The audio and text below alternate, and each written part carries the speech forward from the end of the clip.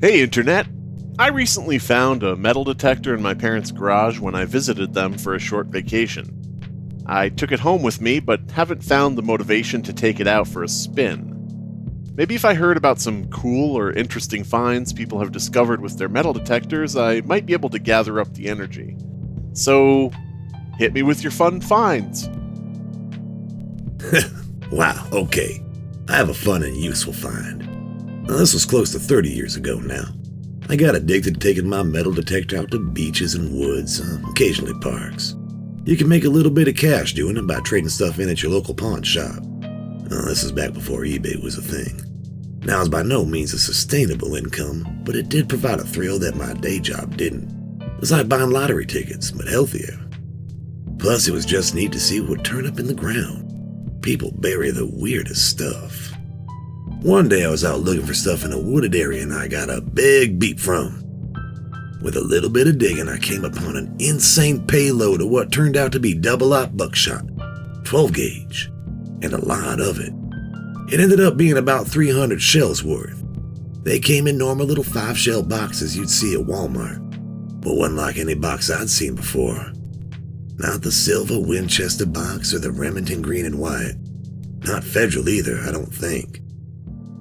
It was this faded blue with no brand name. All that was printed on it in sans serif font was 12 gauge and double-aught buck. The shells themselves are black with a gold rim. The boxes were so weather-worn I just packed up all the shells, curious to see if they'd even work. I had a shotgun, same one I have now, but after taking it to the shooting range once, it just sat in the closet, loaded. I took the thing to my friend's farmland to test out the ammo. I set up a target and got about 15 yards out from it. I thought maybe I wasn't far enough away after firing once because this little 2-foot by 2-foot target was shredded to literal nothingness. The remains of the paper target couldn't be picked apart from the rest of the debris from my shotgun. Just nothing. Also, I was reminded why I disliked firing that thing. It kicked like a mule trying out for the NFL as a star kicker. Experiment over. I put my shotgun back in the closet and reload with the old ammo. Rather than sell the stuff, I kept it on hand, just in case. In case of what? I wasn't sure. Now here's the odd part. I was never big into hunting. Fishing, sure, but hunting tried my patience and endurance. It's firmly one or the other for me. But a friend really wanted to go on a hunting trip a few years after this double-aught buckshot discovery. So we got our stuff together to hunt deer. It ended up being 4 people, all with hunting knowledge beside me. Personally, I knew I wasn't the greatest shot, and while I didn't mind killing an animal, I was afraid of maiming one and leaving it in pain. After a night camping out in the woods, we woke early and hiked across a deer. I was goaded into opening fire on this one because it was such an easy shot.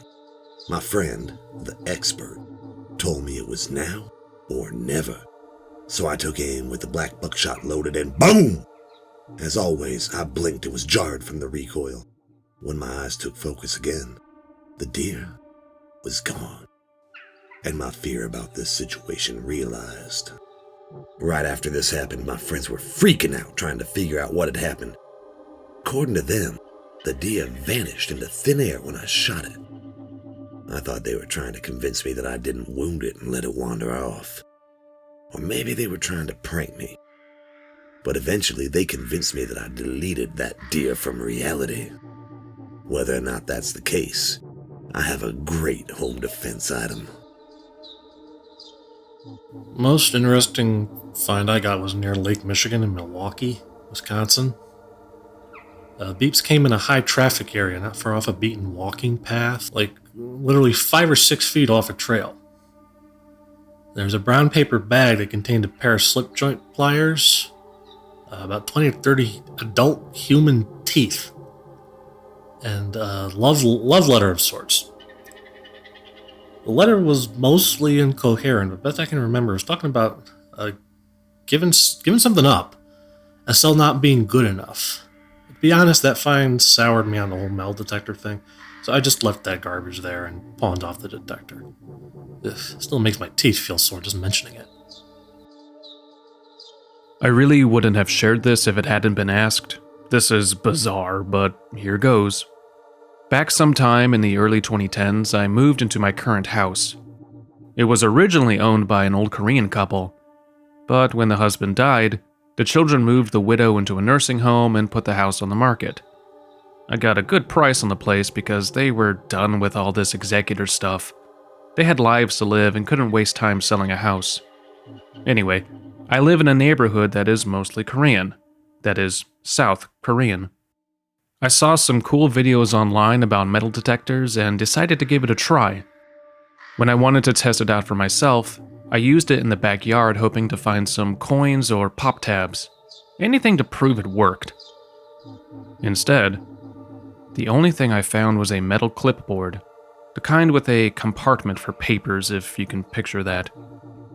It was buried like 4 feet down, too. Instantly, I thought I stumbled onto something cool. Inside was a picture of a woman and a bunch of files written in Korean. The picture was like a Polaroid but skinnier. It was a young Korean woman with high cheekbones and very pale skin. She has this knowing smirk plastered all over her face, like she's hiding something, like she knows something she shouldn't. I don't know, there was just something sinister about the picture when I first saw it in the backyard. She's dressed in a gray uniform and the photo was taken from the waist up. This was just a weird thing that happened to me, and nothing I found with the metal detector after this was nearly as weird or curious. But fast forward to April 2020, and my neighborhood was abuzz with speculation that the dictator of North Korea, Kim Jong-un, was dead. This is important to my community, as are many conversations about reunification of the Koreas. That was the first time I saw Kim Yo-jong, the dictator's sister. I'll be a monkey's uncle if that picture wasn't of her.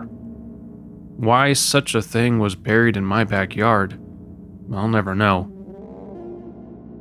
I got into metal detecting in a strange way. My old Fugi dad used to go out metal detecting in the 90s, but only for about a year.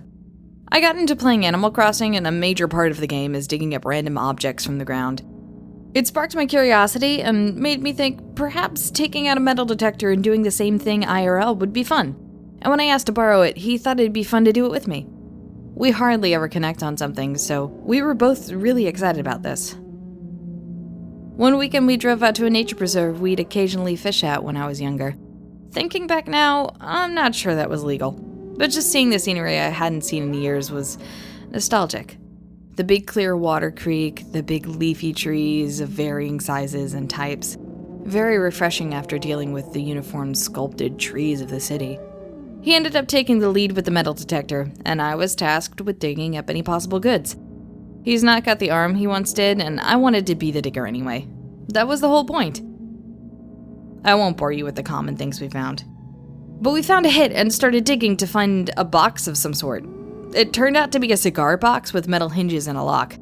Moving the box around, we could hear something shifting inside, but it didn't sound like cigars rolling. Didn't weigh enough either. Dad kept joking about wanting it to be full of nice cigars, but we knew better. It did pique our curiosity, however, trying to theorize what the box could hold. On the drive home, we passed around a bunch of ideas. Some funny and unbelievable suggestions, like the map to El Dorado, or old rotten chocolate, or a few $1,000 bills. Some less funny, but more likely, like fishing lures, the wacky tobacco, or a few $1 bills. No matter the denomination of the United States currency that may or may not have been in the box, we jokingly argued what the split should be. I reckoned the split should be 70-30 since I did all the hard work digging. He thought 60-40 since I was a novice and didn't know how to use a metal detector. When we made it home, Dad used the bandsaw in his garage to open the box. As soon as the saw cut into the box itself, the room was flooded with an awful, smoky, rotten, bacon-like smell. I tried to tell Dad to stop, but the saw was too loud.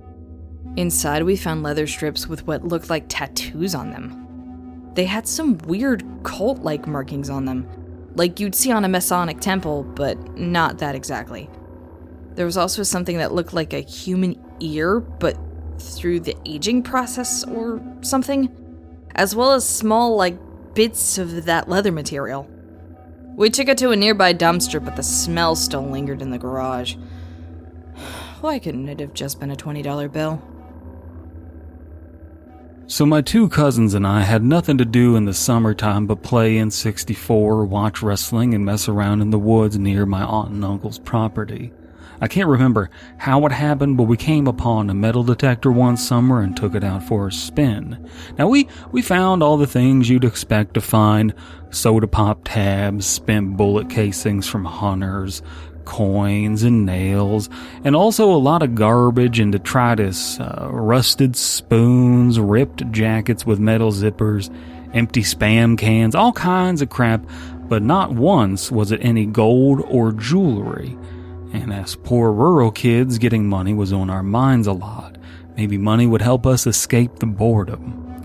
But now that it's been brought up, I'm recalling something that we found in a new light. It was weird at the time for sure, but I'm realizing just how weird it was now. We found some old cassette tapes without labels, and hoping they contained some music we'd like, we sought out an old cassette-playing radio my uncle had in his garage. We were hoping for some kind of metal, the kind that we'd occasionally hear on MTV around the time, but that our parents wouldn't let us buy in the stores. It wasn't a CD like we'd prefer, but cassettes weren't too old at the time. Anything would have been good, but it wasn't music.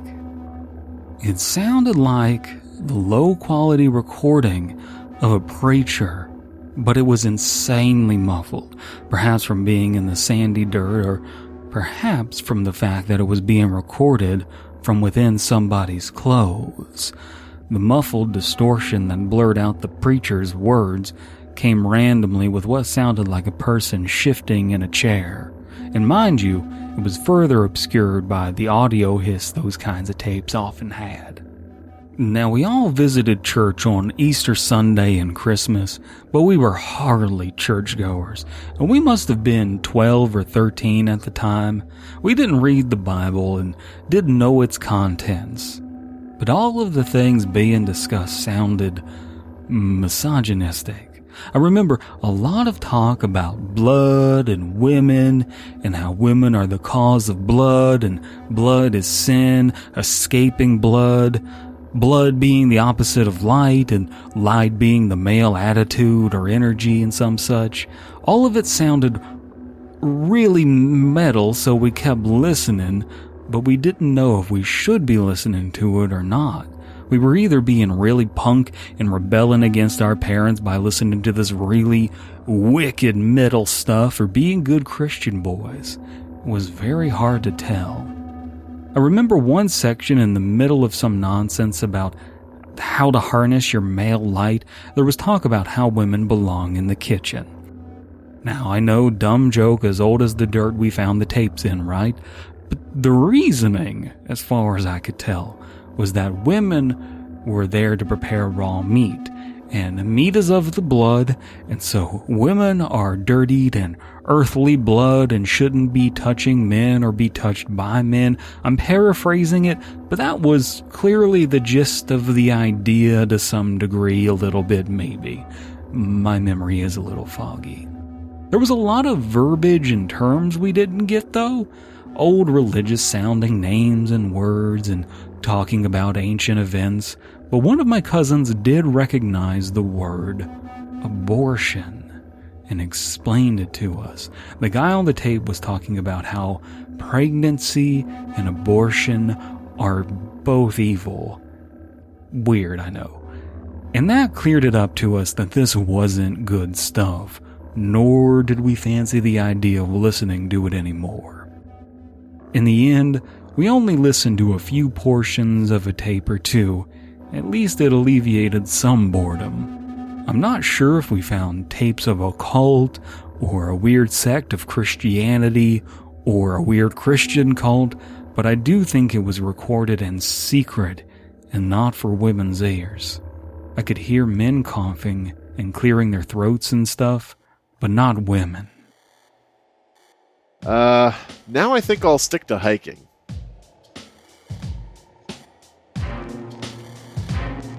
The Metal Detector series was written by Dead Palette.